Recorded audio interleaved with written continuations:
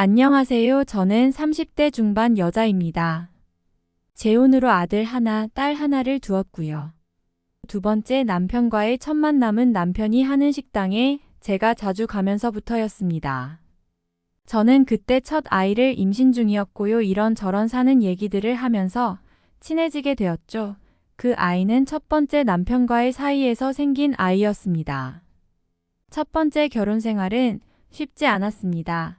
시어머니와 고부 갈등이 심했고요. 남편도 밖으로만 도는 데다가 가정에 충실하지 않은 사람이었죠. 시어머니, 남편 모두 아이를 별로 원하지도 않는 사람들이었습니다. 고부 갈등이 극에 달했을 때 임신 사실을 알게 되었고 저는 임신한 사실을 밝히지 않은 채 이혼하게 되었습니다. 저 혼자서 아이를 키우는 게 더 나을 거라고 생각했거든요. 두 번째 남편은 다른 남자의 아이를 임신 중인 저에게 고맙게도 결혼하자고 말했죠. 저는 염치 없이 그럴 수 없다고 말했습니다. 혼자서 아이를 키우겠다고 말입니다. 하지만 두 번째 남편은 전 남편과 다르게 진중한 사람이었습니다. 그리고 다정하고 배려심 넘치는 모습을 보였고요. 저 같은 여자에게 과분할 정도로 사랑과 애정을 표현해 주었습니다. 두 번째 남편의 끈질긴 설득 끝에 저는 마음을 열었고 재혼하게 되었습니다.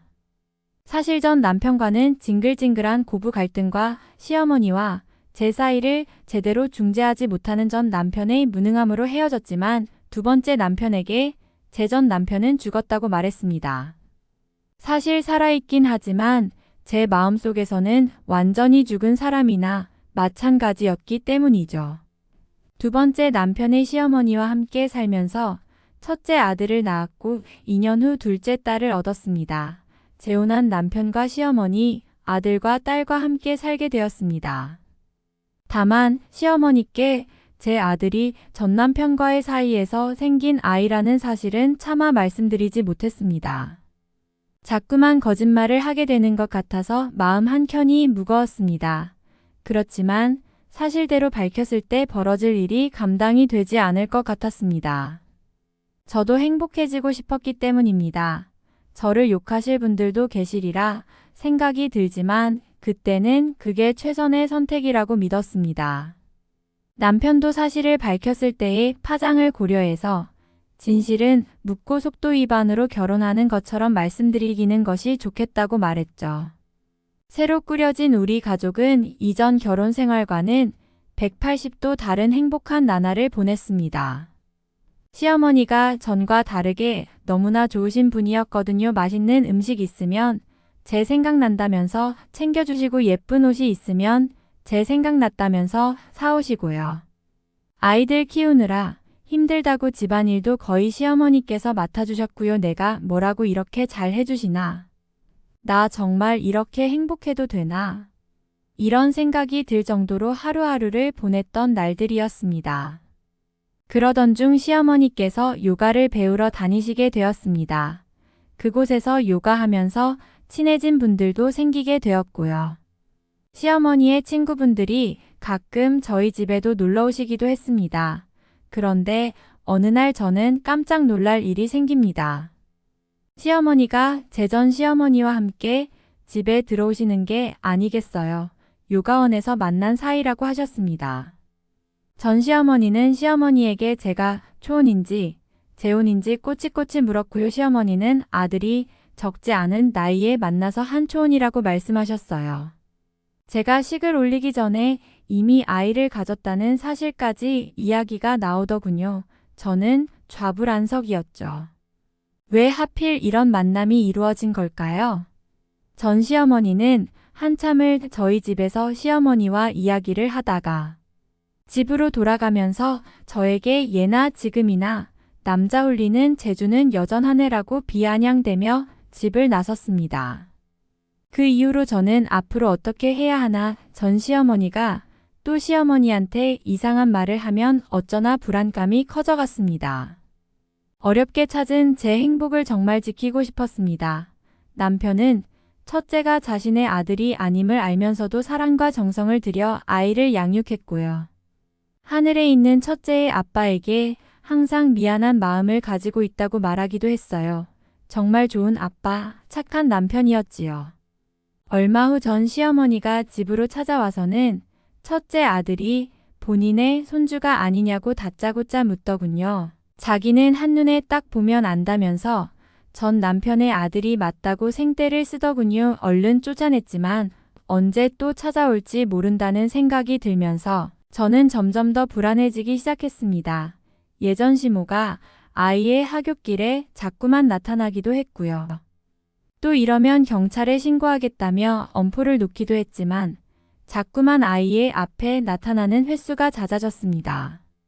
그즈음 정말 하루하루 살얼음판을 걷는 느낌이었습니다. 예전 시모와 같은 요가원에서 만나지 않게 다른 요가원도 등록해드렸고요.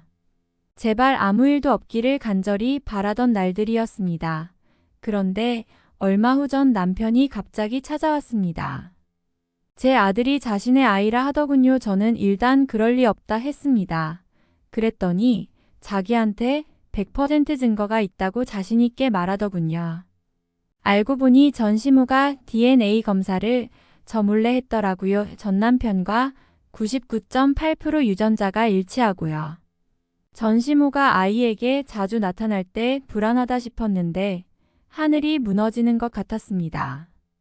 전 시모는 시어머니가 요가원을 옮긴 이후에도 저희 집에 자주 드나들었습니다.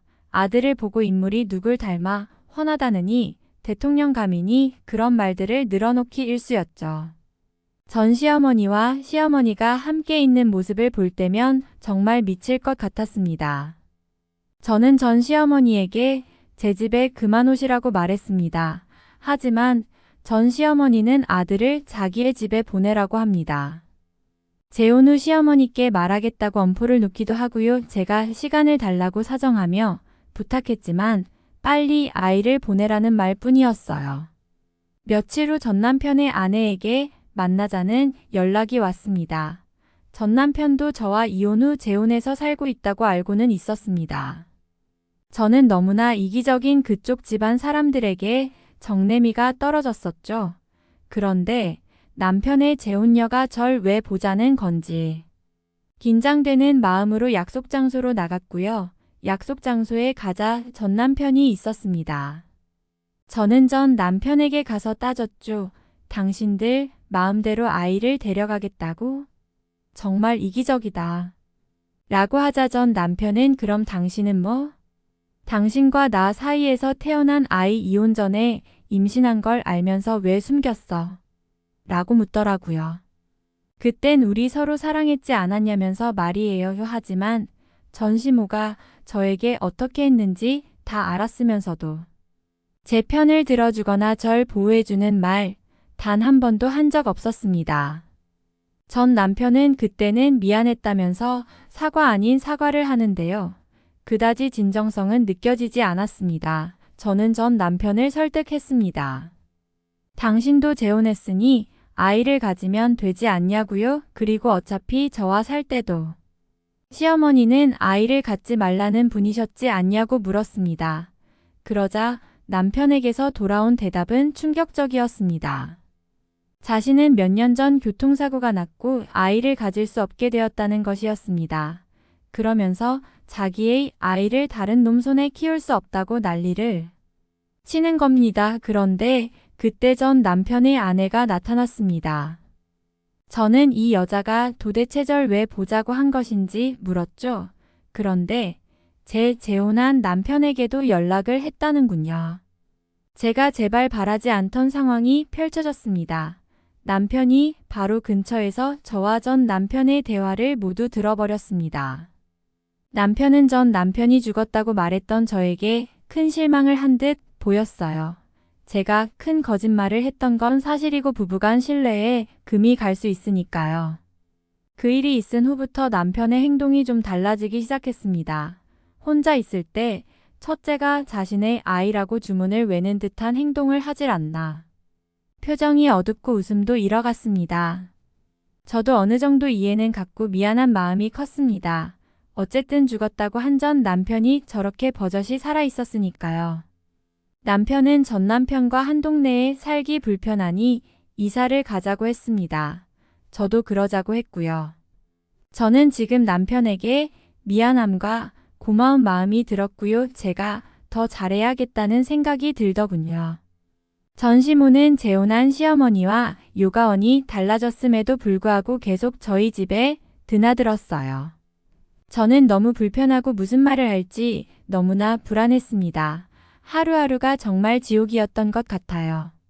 그러던 어느 날 전 시어머니가 작정을 하고 온 건지 자기의 며느리가 임신한 채 이혼을 해서 남의 집에 가서 그 집 아이인 양 키우고 있다면서 그 집 식구들은 아무도 모른다면서 제 이야기를 시어머니 앞에서 하더라고요. 좌불안석이 따로 없었습니다. 시어머니께서 아시게 될까 봐 두려웠습니다. 저는 전 시어머니가 말해서 터뜨리는 것보다는 그래도 제가 나서서 해결하는 게 파장이 덜할 것 같았습니다. 그래서 제발 해결할 테니 시간을 좀 달라고 전 시어머니에게 애원했습니다. 그런데 전 시어머니는 절 기다려주지 않더군요. 또 아이에게 찾아가서는 본인이 친할머니라 말했더군요. 시어머니께도 첫째 아이가 자신의 친손주라고 다 말해버렸더라고요. 저희 집에는 이제 난리가 났습니다. 시어머니는 남편에게 내 자식 아닌 거 알고 있었냐고 물었고요. 남편은 알고 있었다고 사실대로 대답할 수밖에 없었지요. 그 후 시어머니는 알아 누우셨고요. 시어머니를 속인 것에 대해 굉장히 분노하셨고요. 남편이 먼저 말하지 말자고 했다고 계속 말씀드렸지만 시어머니의 화가 쉽게 누그러지지는 못했습니다. 그동안 친손주라고 믿고 있었는데 하루아침에 다른 남자의 아이였다니.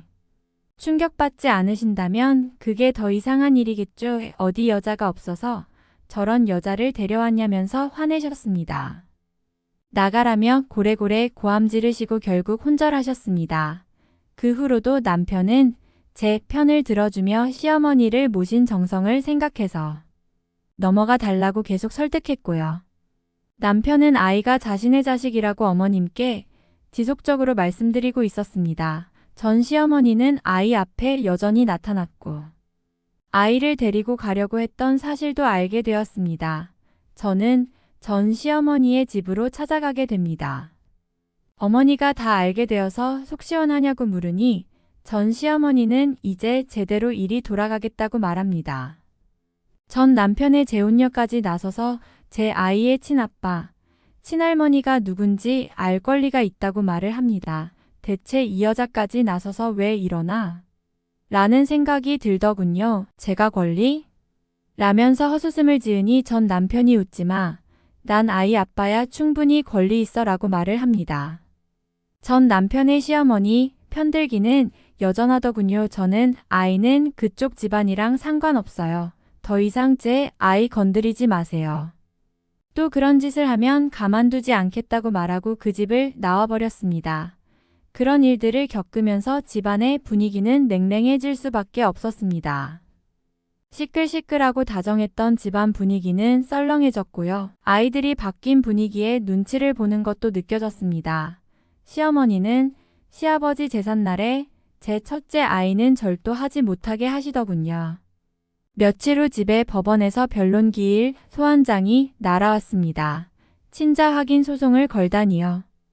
당장에 전 남편과 그의 재혼녀와 제 남편과 함께 만났습니다. 그 아이는 내 아이라고 말했습니다.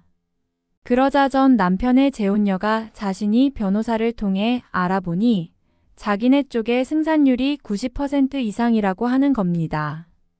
괜히 소송 가면 아이가 힘드니 그냥 자기네들에게 달라고 하더군요. 참네.